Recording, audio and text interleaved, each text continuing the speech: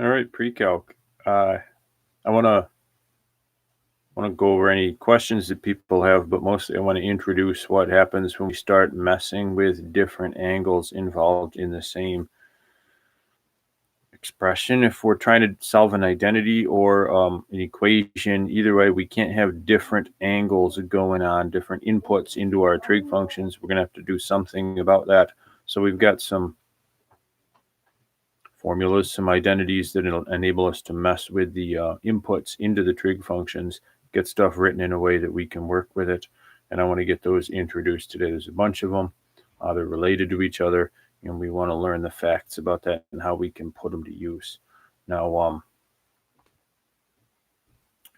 you're not going to have to do closed book sort of tests on these, so you don't have to have all of these relationships memorized at this point, but want you to know what they are and get used to working with them, because as you go along pre-calculus, these are the basic facts that you use, and you want to know when they show up there, how to handle them. So that includes angle, sum, and difference formulas, which turns into our double angle formulas and stuff like that. Those are all related.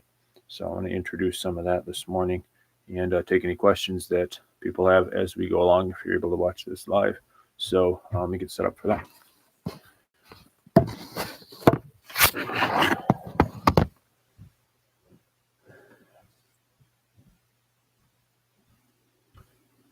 All right, so I'm going to try to draw a picture that illustrates what's going on one of these to start with.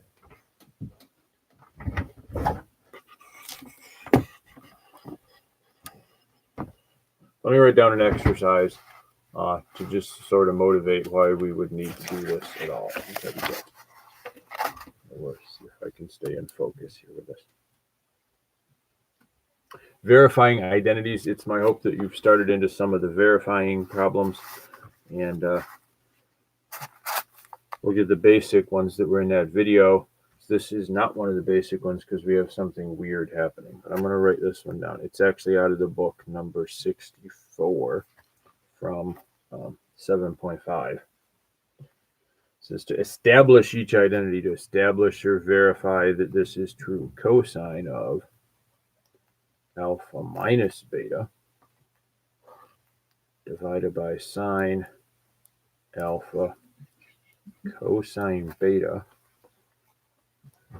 is supposed to equal cotangent alpha plus tangent beta. So we're getting some practice at taking weird looking trigonometric expressions like these and rewriting them, working with them. Establishing an identity means you want to start with what's written on one side here and keep rewriting it until you can make it come out to what we have on the other side. Fairly simple expression on the right now, which is good. Fairly simple.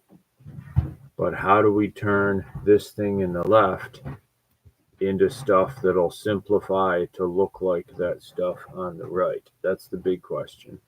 And the main thing that's standing in our way on this one is we have different inputs, right? This is just alpha and just beta that are the inputs. Everywhere else, we don't always write the parentheses, but we should. I mean, it helps.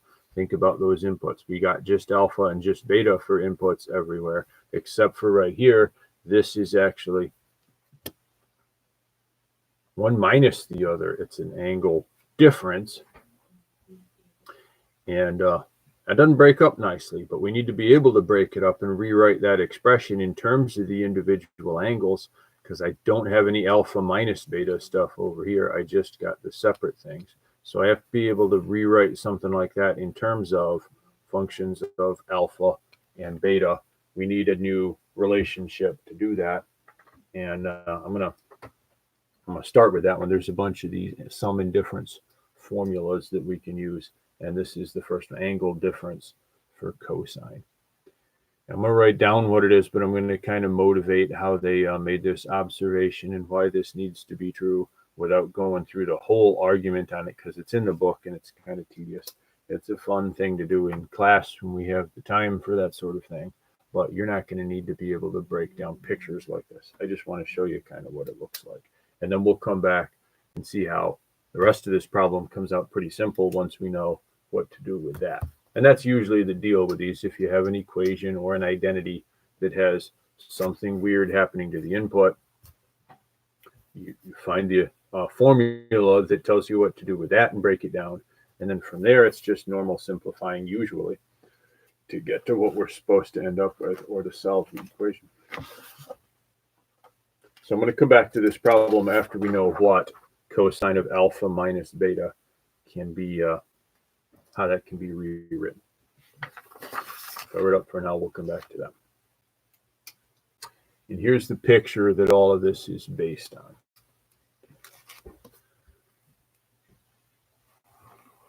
We're looking at angles. I'm going to do a unicircle picture of what that would look like. If I have alpha out here somewhere, I'm just going to say there's some angle alpha and some small angle beta. And we're looking at the difference between the two. So if I take alpha minus beta, it would be right up here somewhere. Alpha minus beta would be this one.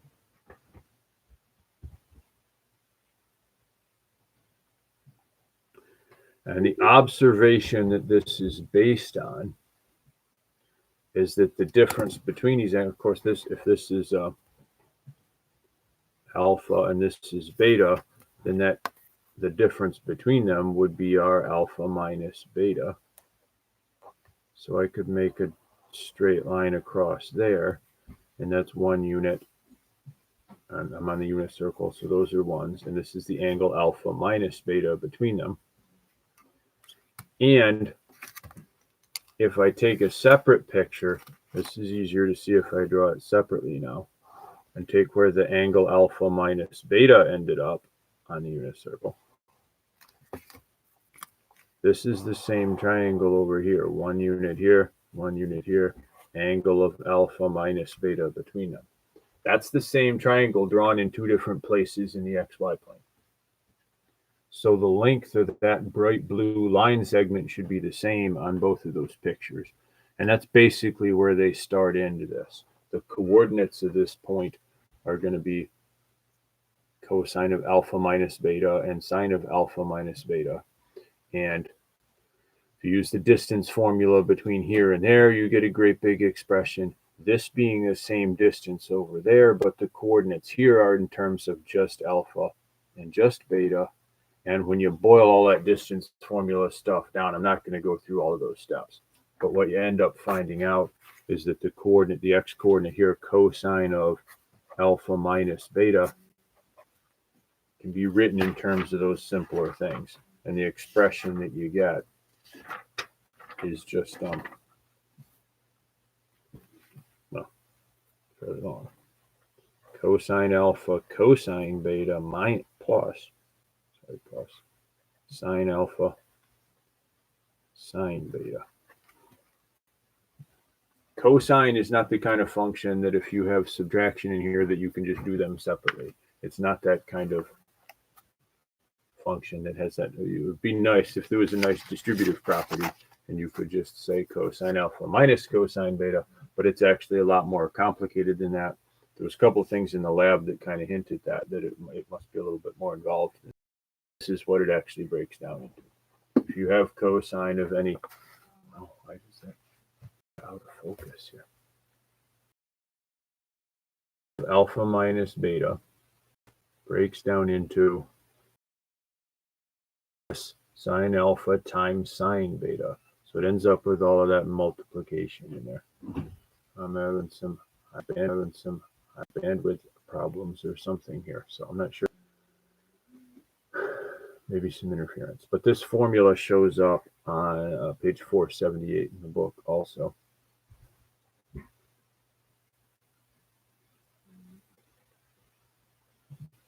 Hopefully we can get a connection that works out here.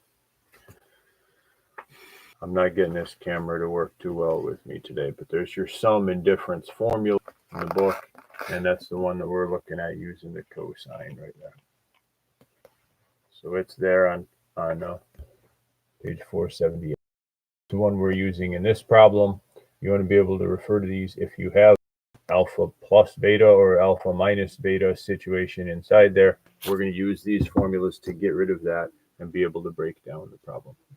This camera's basically gone useless on me, and I'm not sure why. It looks like a bandwidth connection problem. So I'm hoping that clears up here a little bit. I got to get back to the exercise we were working on and see how that helps us out with that problem if I replace that cosine of alpha minus beta with something like this.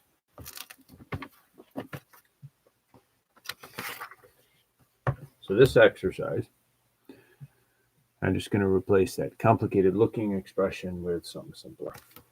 Well, it's not simpler, but it breaks it down some. Try it this way. I get up close. Any luck? Kind of readable. Okay. So I'm going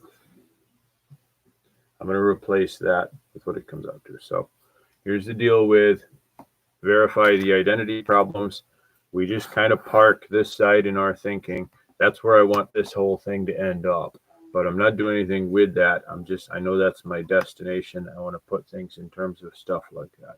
But I'm just going to work with rewriting this side. So left side gets rewritten as my denominator is sine alpha cosine beta. And my numerator is that angle difference, which I'm going to replace with what this property said that angle difference comes out to, which is cosine cosine plus sine sine. Cosine alpha times cosine beta plus sine alpha times sine beta.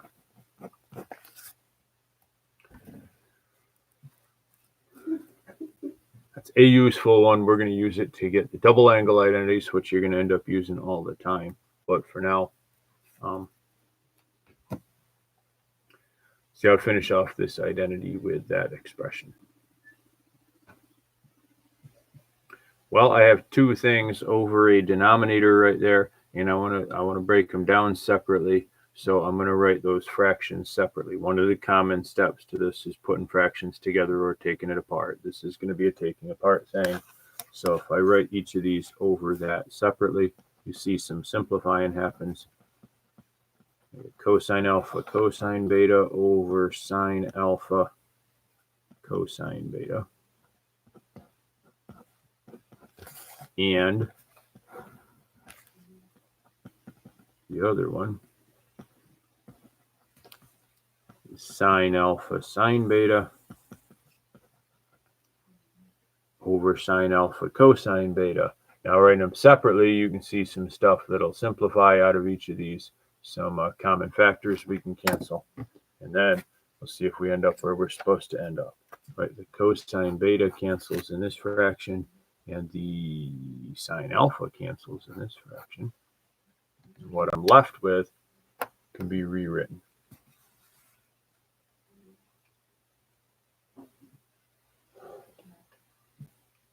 This side just turned into cosine alpha over sine alpha, which hopefully you recognize as being cotangent of alpha. And this is sine over cosine, which of the same thing, and that's the tangent of beta. So we got tangent beta and cotangent alpha. That was what this was supposed to be equal to, right? That matches up. I got them exactly the right things that I'm supposed to get there. So that is all writing that verifies that identity. That means that is true. And I finished verifying that identity. We got that complicated expression looking like a couple of simple pieces, and that's nice. So these verify the identity problems are really just simplify problems, except you already know the answer, what it's supposed to simplify to. But you have to push around until you get there. So you have to use what you know and rewrite stuff until you can make it look like that other side. How it's supposed to come out. And the first thing you want to get rid of on those is anything weird that happens with different inputs into the function. That's the main thing I want to get at this morning in the examples I want to get to here. So now that we have that one formula for what happens with cosine of alpha minus beta, we can kind of mess with that and see how it leads to all of the other things. What if we have a plus instead? What if we have a sine instead of a cosine? And we'll look at some of the other ones. So I had this identity that we end up with from that picture. Didn't go through all the steps, but that's what cosine alpha minus beta ends up being. I want to think about what happens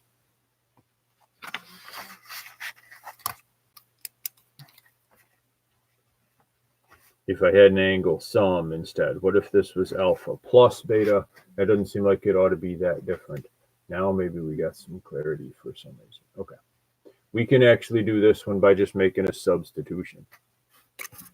Really, it's the same as this, except I replaced beta with its opposite right there. So if I replace beta with the opposite of beta, it'll turn into this. What happens to this side if I replace beta with the opposite of beta? The alpha part stays the same. If you replace beta with the opposite of beta in a cosine function, doesn't change anything. Cosine's even, and the cosine of minus beta is the same as the cosine of beta. So nothing happens to that term. Replace beta with the opposite of beta in an odd function like sine, I get the opposite of sine beta. So this one does turn into a minus on that term. That's the only difference between those. That's your angle difference and your angle sum property for cosine. They're both cosine, cosine, sine, sine, but you get a different operation in between them. One of them's plus, one of them's minus. Those are the two formulas on that page. And there are similar things for sine.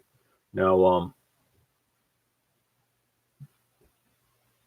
kind of an interesting breakdown, but what they're using to get the corresponding formulas for sine is they use this fact.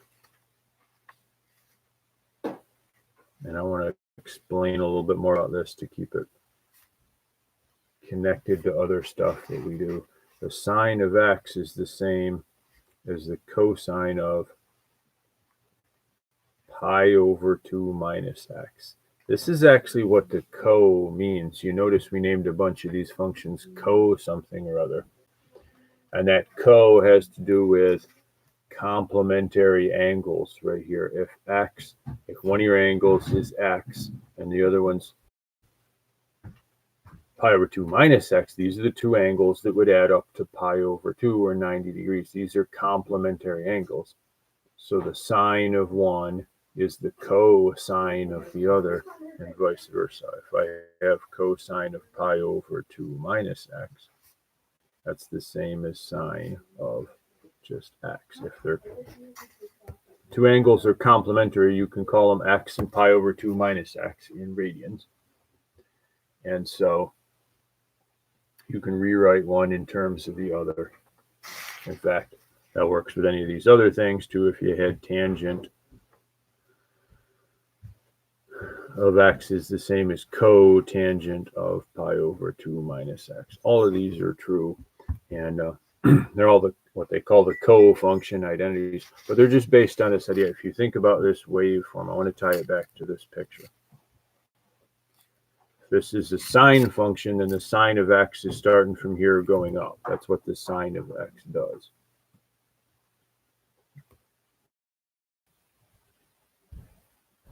Starts from 0 going up like that. Now think about this function, what the graph would be of this function.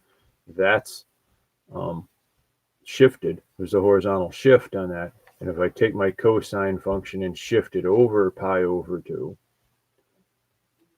this would be the opposite of x minus pi over 2, so it's shifted over this way. If you take your cosine function and shift it over pi over 2, it's actually going to look exactly the same. It's going to start at 0 going up. So the cosine of pi over 2 minus x would shift over, be exactly the same as the function for sine. That's why these two things are equal, why those co-function things work. So you can use that idea to figure out what happens with sine. I'm not going to go through all the steps on it, but you'll get corresponding functions or relationships like this for the angle, sum, and difference for sine.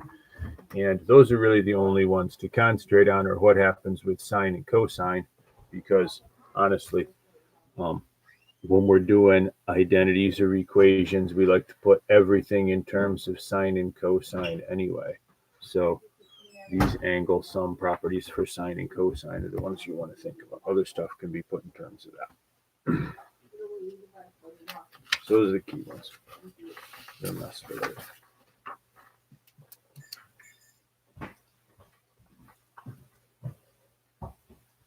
Now, there's one particular situation that we use these things in. One application is just more important than any of the others, I think, in terms of how often we use it in calculus stuff. So I'm going to rewrite this one, and I'm going to do a particular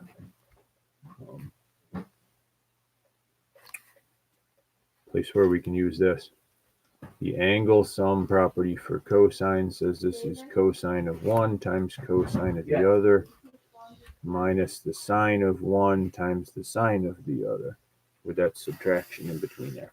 Now here's the neat thing that happens with this. What if we use the same angle for both of those? What if I'm doing cosine of something added to itself? So I'm going to use a different letter. I'm just going to say x plus x.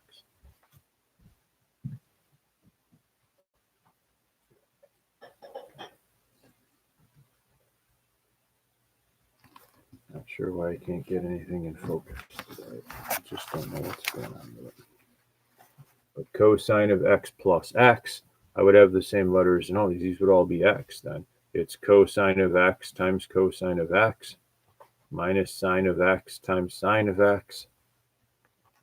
And since those are the same letter, I can rewrite that this way. Cosine squared x minus sine squared x. So we have one identity that says cosine squared plus sine squared is equal to 1. And now we have a very different identity that says cosine squared minus sine squared equals cosine of x plus x, or cosine of 2x. That's a double angle thing then, because it relates to what we do with a double angle in here, cosine of 2x. That and ways of rewriting that expression we end up being able to use all of the time. I'm going to do one of the other ways of writing that, because kind of uses it backwards and turns it around the other way. And I want you to see the connection between these formulas. Along the way, if you go on to do calculus, there's a few of these you want to have memorized. And it's easier if you see the connections between them. So I'm trying to introduce them that way, that they're all really connected, and you can take one of these identities and mess with it until you get the other ones. And so they're not a whole bunch of unrelated things to memorize. They're very much related. And if you see the connections between them, I think it helps. So I'm going to put this double angle formula together with some stuff we already know, and I'm going to try to rewrite that. It'd be nice if I could get the camera to focus on it at all here. Let me get a little closer to the picture. So cosine squared minus sine squared is the same as cosine of 2x. I'm going to replace this last term of this. So I'm rewriting that same fact, but I'm going to replace the sine squared with, I'm putting it all in terms of cosine. So I know sine squared is 1 minus cosine squared x, because they add up to 1. So I'm using that Pythagorean identity within this. And now I can combine some like terms and stuff, right? So I know cosine of 2x is equal to, that's going to become a plus, it's going to become a minus 1, and a plus cosine squared x. So there's really 2 cosine squared x minus 1. Okay, so that's a relationship between a double angle and the square of the cosine function. That's interesting. I'm going to rewrite that a little bit more. I'm going to add 1 to both sides. 1 plus cosine of 2x is 2 cosine squared x. So I can write that this way. Cosine squared x is, well, just divide by 2.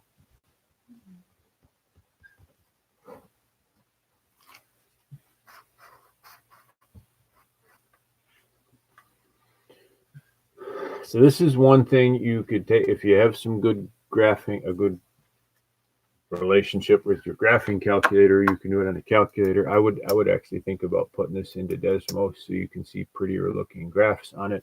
But this would have a horizontal compression done to it, and then a vertical shift, and then a vertical compression to flatten this thing down. And you could think about what happens to that cosine function if you go through these transformations. You get a little thing oscillating between 1 and 0.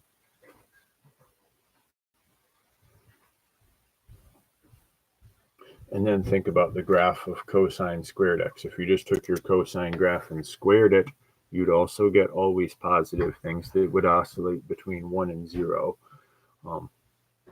It's not something I can really do very well with a pen, but if you go through those graphs and compare them, it's kind of interesting to see. But this ends up equal to that. And that means if we have a cosine squared, we can actually write it in terms of just simple transformations of a regular cosine that doesn't have a squared in it. So it's a way to get rid of exponents in an equation or in a function. You can actually get a level simpler on the function by getting rid of squareds this way. And sine squared is just 1 minus cosine squared, so you can get rid of a squared on sine using the same relationship. You can rewrite it that way.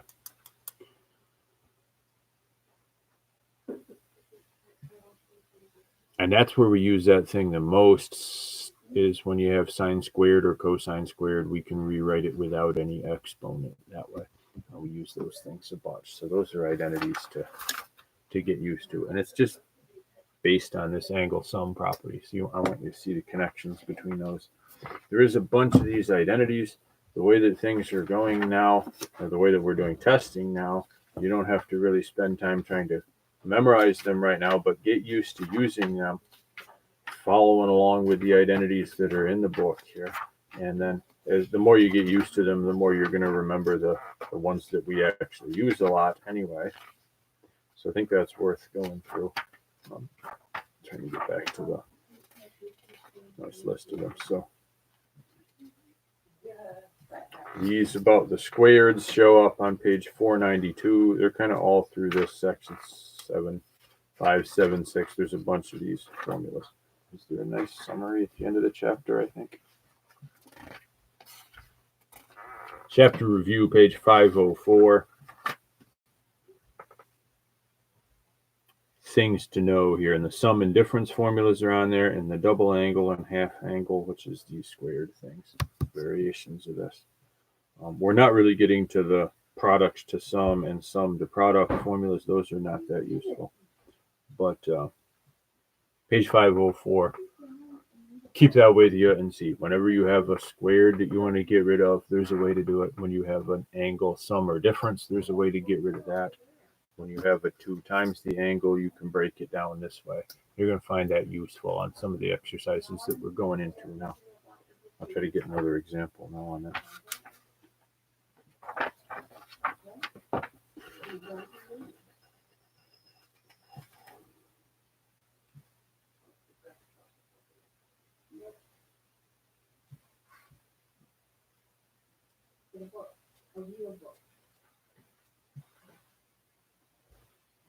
Yeah, here's one of these weird looking questions where this will come in handy. It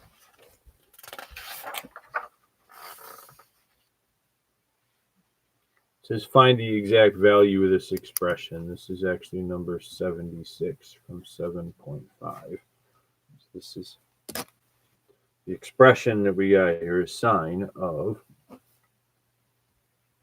the inverse sine of square root of 3 over 2 plus inverse cosine of 1.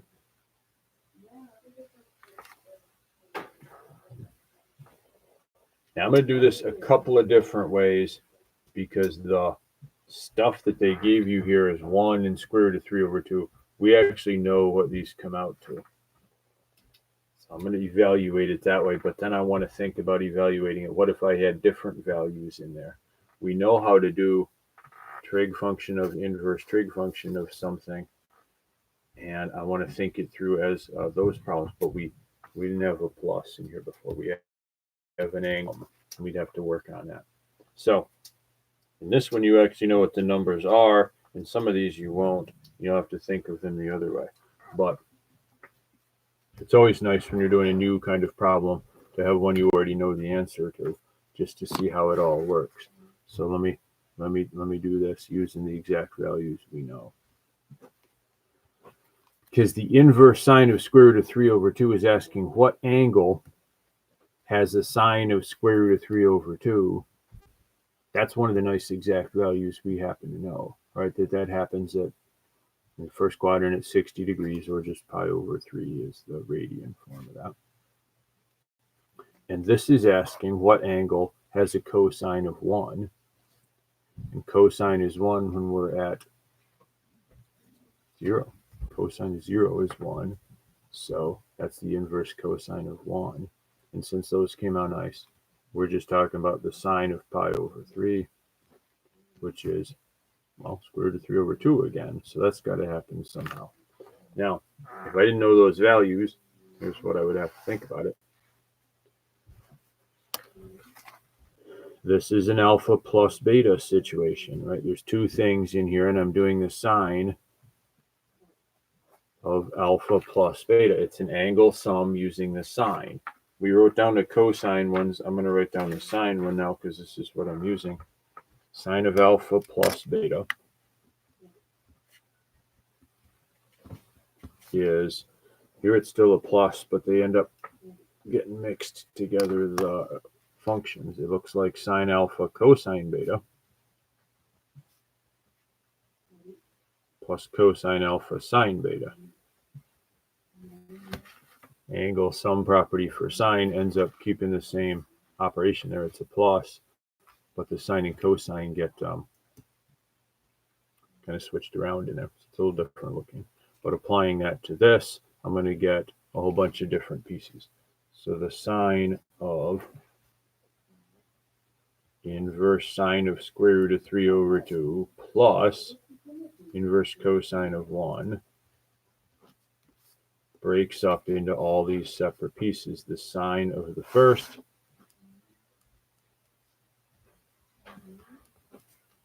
times the cosine of the second plus, boy, I wish I had some more space on this, right? Plus cosine of the first. I'm going to steal some space.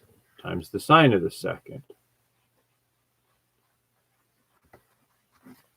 Yeah, so really big, long expression, but we're hoping that's going to simplify to come out to a very simple thing. Now, trig function of inverse trig function of something, we can,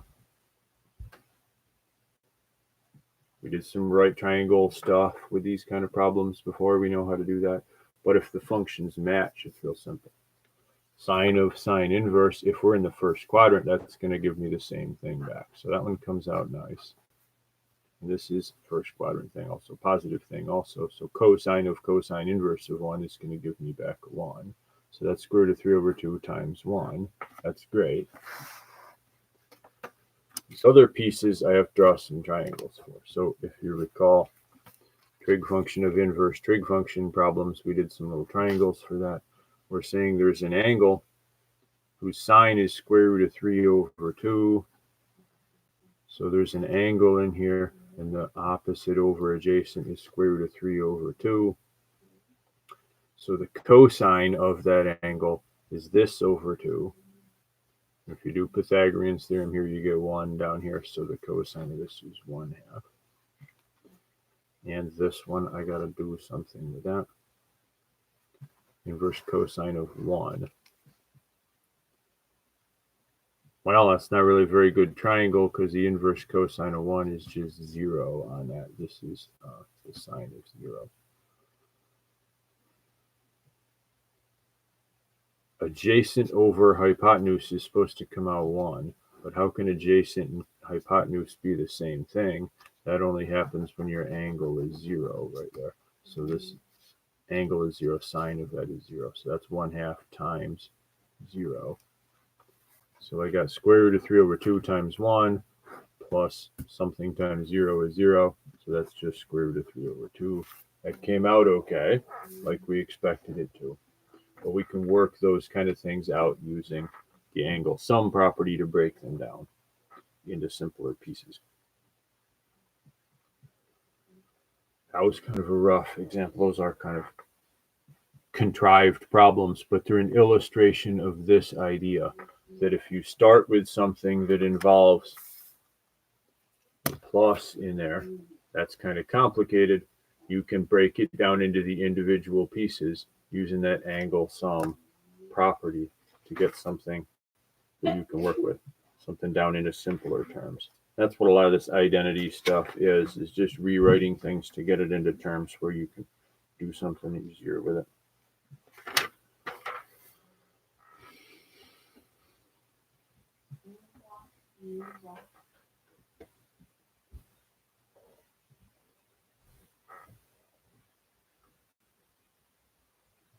Another quick example of where you can use that. Here's a simpler problem involving that.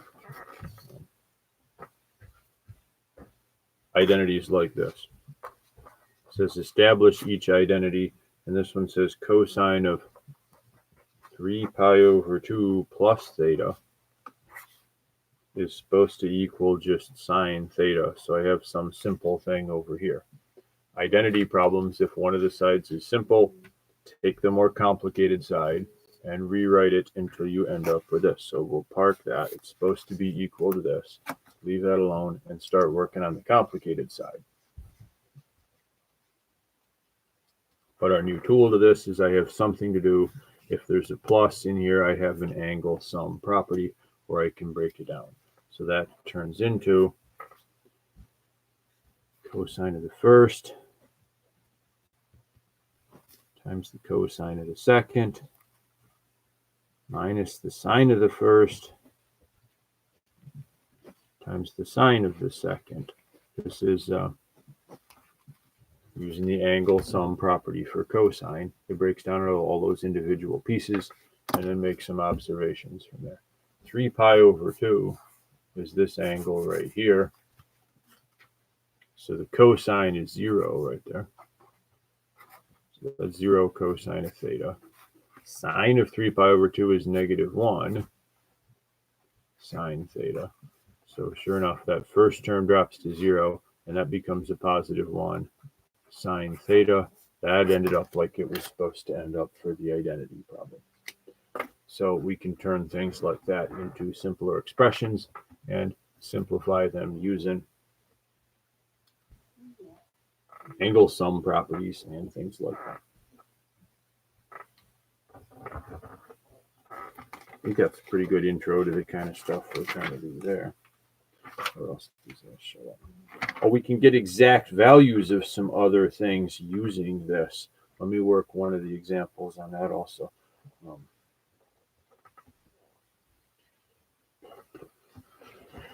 One of those other identities that's useful.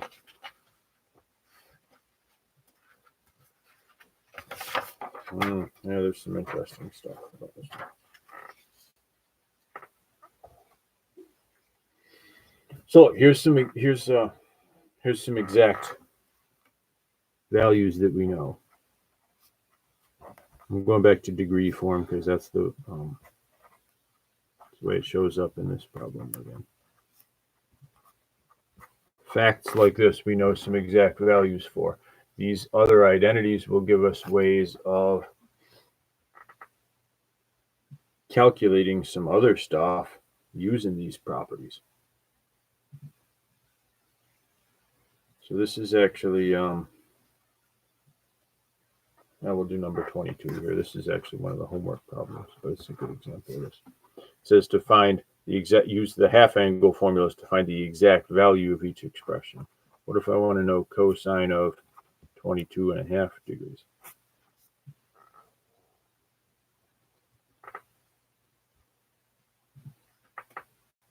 Now, if you do plumbing stuff, you work mostly with 90 degrees. You have elbows, which are 90-degree angles for your pipes most of the time.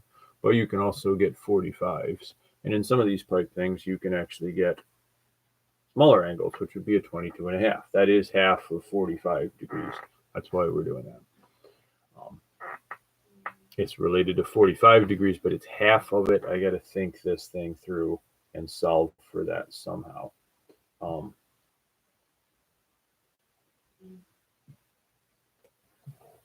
half angle identities. You can see them on a page there, but it's based on this one that I already had written down that said cosine squared of something 1 plus cosine of 2x over 2. This allows me to put stuff about this angle in terms of twice that angle.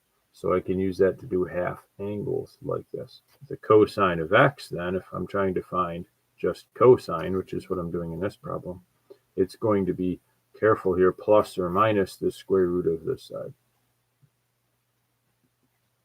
That's going to come out positive, but cosine could be plus or minus that depending on what quadrant I'm in.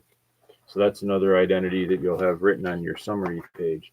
But you should have that plus or minus there with it because we have to think about quadrants on this piece.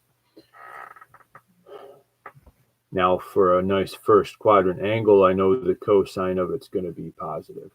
So this one's supposed to be positive square root of 1 plus cosine of twice the angle, that's 2 times the 22.5 over 2.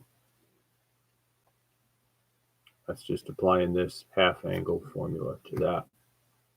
X being the 22.5 degrees. Usually don't do this in degree form, but it doesn't matter. That's the angle in there.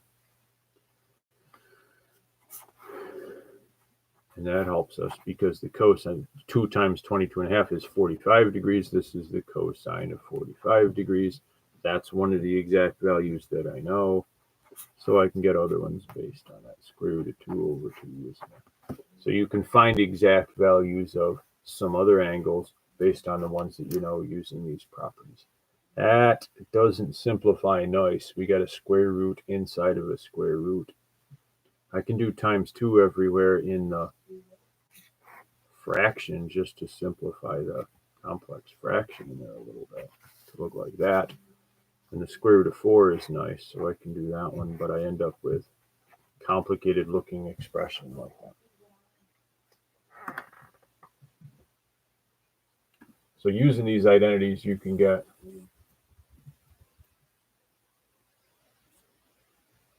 a bunch of these other exact values based on the ones that we know. You know, we usually remember 30 and 45 and 60 and stuff like that, but there is actually a whole bunch more that you can do.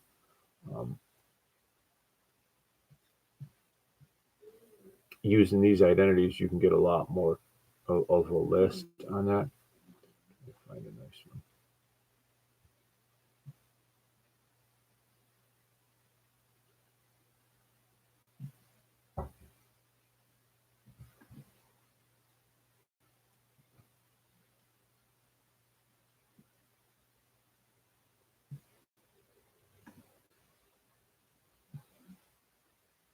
I just thought I'd share something so you can kind of see how a bunch of these things come out.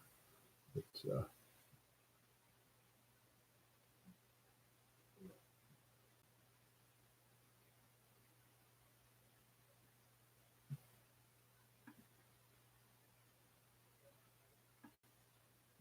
it gets more and more complicated. So exact values don't come out nice after this, but they do come out. I don't know where I can share this image. I'll find a nice link to put up. I'm not finding one right now, so I'll have to get out of the video here. I'll put a link up that shows some of these other exact values you can get from this. We're not going to go off down that road too much, but I did want you to see them, what happens with these nice formulas when you apply them to some other exact values. So there's a little bit of that in the homework. You got to think of them the right way and apply some of these identities to it. So some strange questions, some things to think through. Try this stuff out and get some questions to me. If there's any of these you don't see how to do right away, send me an email, or otherwise let me know what I can do to help. Bunch of formulas there on page 504, and you're using them in different forms. Not really getting into the ones on other functions much, because in practice we just put things in terms of sine and cosine all the time. So it's really working a lot with sine and cosine, mainly. Seeing how those apply.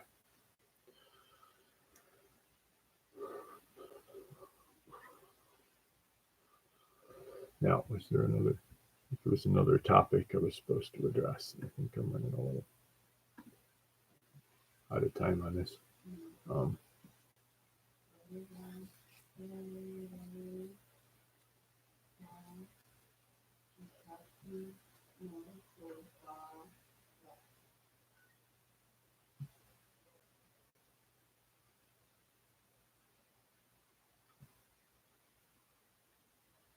Well, it's a pretty good overview, I guess, of what we're supposed to be covering now. I think some things will come up. There should be some of these in the homework and in the lab that, there's kind of some tricky stuff to this, being able to apply the right formula to it. I have kind of introduced everything I'm supposed to right now, and we have time to review it the rest of this week. And next week, we're just kind of reviewing this stuff. This is the last things that we cover in chapter 7. So not doing everything in here. We're not doing products to sum and sum to product things. These other identities, we want to get used to using them. So try out some problems on that, and we will just be reviewing that a little bit more. I'll come up with some practice stuff for coming week. We got to put a trig test together for later next week. So we'll be in touch about that. Try out the homeworks and let me know if you get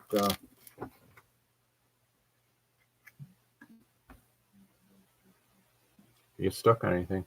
I'll be glad to answer questions. See you all later.